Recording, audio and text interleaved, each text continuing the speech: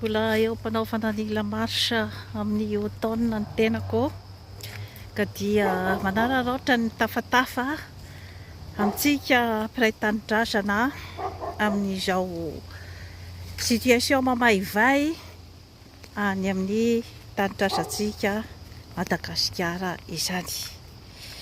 Ny resantsika an'io zany dia momba ny atao hoe sentiment d'appartenance. Efa niresahako teto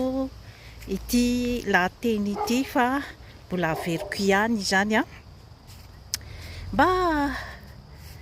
ampahafantarana sy amoazana ny saintsika malagasy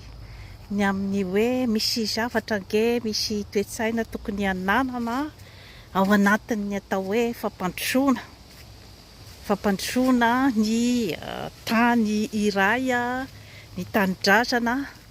dia tsy maintsy manana an'izay atao hoe sentiment d'appartenance izay ny olona izay mipetraka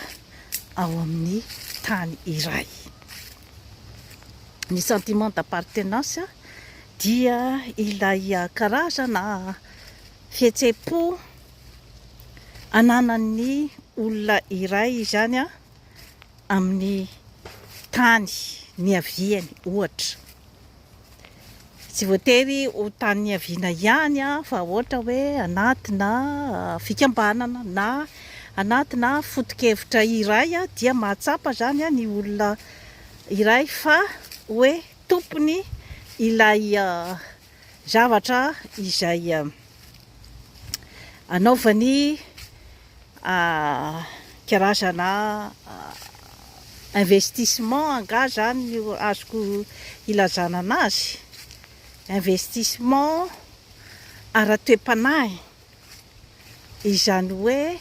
manome ny heriny sy ny tanjany sy ny fitiavany rehetra izany ny olona iray amin'ny zavatra eritreretiny fa azy, ary eritreretiny fa any no hiafarany. Ny zava-misy nefa zany ao Madagasikara dia ohatra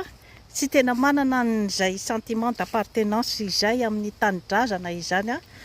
ny malagasy, na nataontsika ara zany hoe ny mpitondra fanjakana, ny elita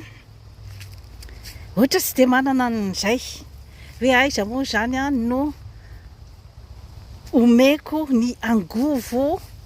tsara indrindra ato amiko, ny talentako, ny fahaizako, iza zany no omeko an'izay